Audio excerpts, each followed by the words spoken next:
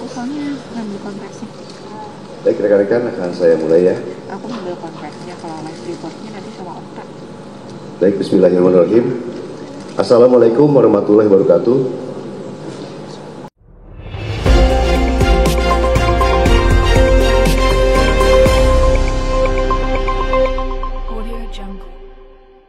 Selamat pagi. Jakarta, Polda Metro Jaya telah menetapkan 8 orang sebagai tersangka dalam kasus tudingan ijazah palsu yang dilaporkan oleh Presiden ke-7 RI Joko Widodo, Jokowi. Yang saya hormati, Jumat tanggal 7 November tahun 2025. Mereka dibagi menjadi 2 klaster.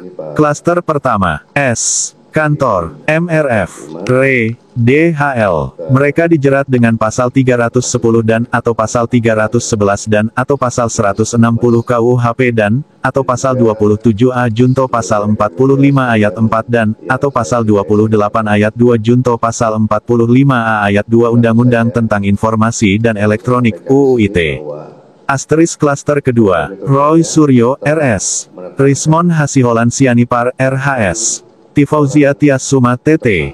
Mereka disangkakan pasal 310, pasal 311 KUHP, pasal 32 ayat 1 junto pasal 48 ayat 1, pasal 35 junto pasal 51 ayat 1, pasal 27A junto pasal 45 ayat 4, pasal 28 ayat 2 junto pasal 45A ayat 2 UU ITE. ini dilakukan setelah melalui proses asistensi dan gelar perkara, di mana proses tersebut melibatkan ahli dan pengawas, baik dari eksternal maupun internal. Untuk ahli yang dilibatkan adalah ahli pidana, ahli ITE, ahli sosiologi hukum, ahli komunikasi sosial, dan ahli bahasa. Itu yang kita minta keterangan sebagai saksi ahli. Selanjutnya perlu kami sampaikan bahwa gelar perkara penetapan tersangka yang dilaksanakan di Direktorat Reserse Kriminal Umum juga melibatkan dari eksternal, ya, dari Wasda, dari Wasidik, ya, Propam, dan juga Bikum, dengan dukungan hasil pendidikan yang komprehensif, ilmiah, dan pemeriksaan berbagai ahli dari bidangnya masing-masing. Berdasarkan hasil penyidikan, kami menetapkan 8 orang sebagai tersangka yang kami bagi dalam 2 klaster.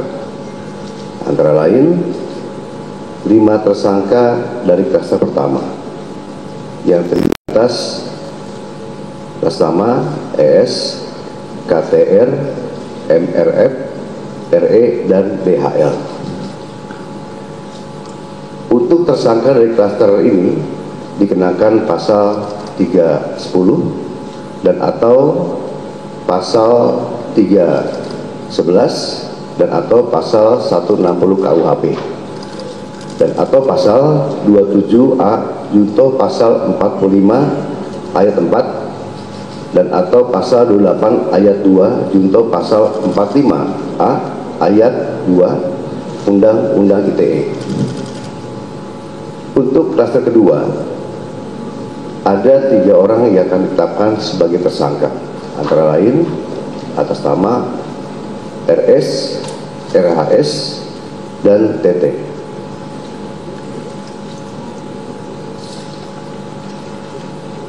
Tersangka pada klaster 2 dikenakan pasal 310 dan atau pasal 311 KUHP dan atau pasal 32 ayat 1 junto pasal 48 ayat 1 dan atau pasal 35 junto pasal 51 ayat 1 dan atau pasal 27A junto pasal 45 ayat 4 dan atau pasal 28 ayat 2 junto pasal 45A ayat 2 Undang-Undang ITE. Rekan-rekan media yang saya banggakan, dalam prosesnya penyidik telah memeriksa 130 saksi dan 22 ahli dari berbagai bidang yang terdiri dari Satu, Dewan Pers. Kedua, Keterbukaan Informasi Pusat. Yang ketiga, Dirjen Peraturan dan Perundang-undangan dari Kemenkumham. Yang keempat, Akademisi Digital Forensik. Yang kelima, Asosiasi Digital Forensik.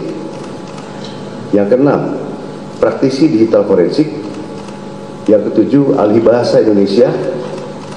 Yang kedelapan, Ahli Sosiologi Hukum.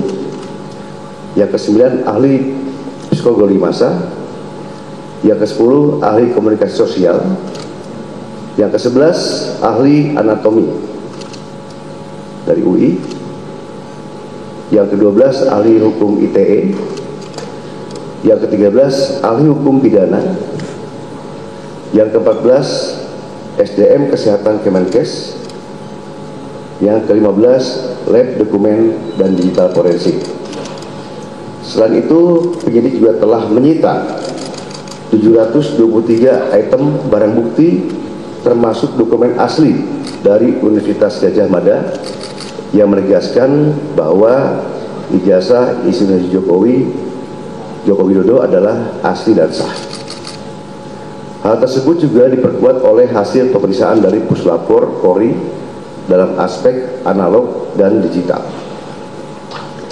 Berdasarkan temuan tersebut, penyidik menyimpulkan bahwa para tersangka telah menyebarkan tuduhan palsu dan melakukan edit serta manipulasi digital terhadap dokumen ijazah dengan metode analisis yang tidak ilmiah dan menyesatkan publik.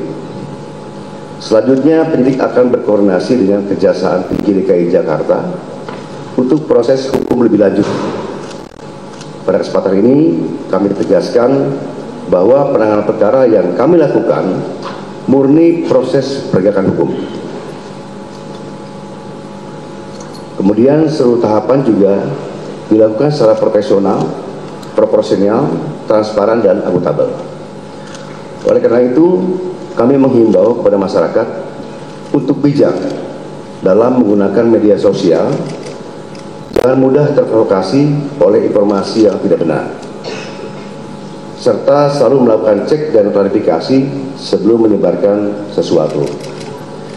Mari kita jaga bersama suasana yang sejuk, aman, dan tertib agar ruang publik bisa selalu nyaman dan kondusif.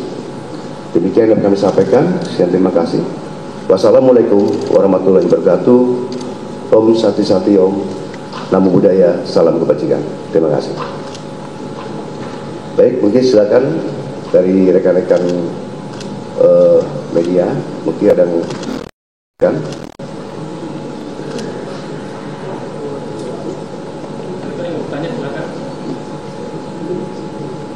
Ya.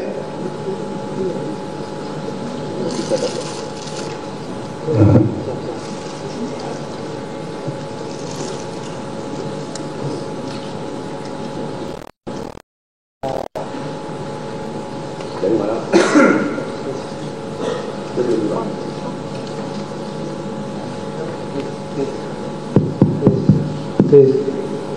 Izin Pak Kapolda atau Kapolda. Kontributor Rain TV melaporkan.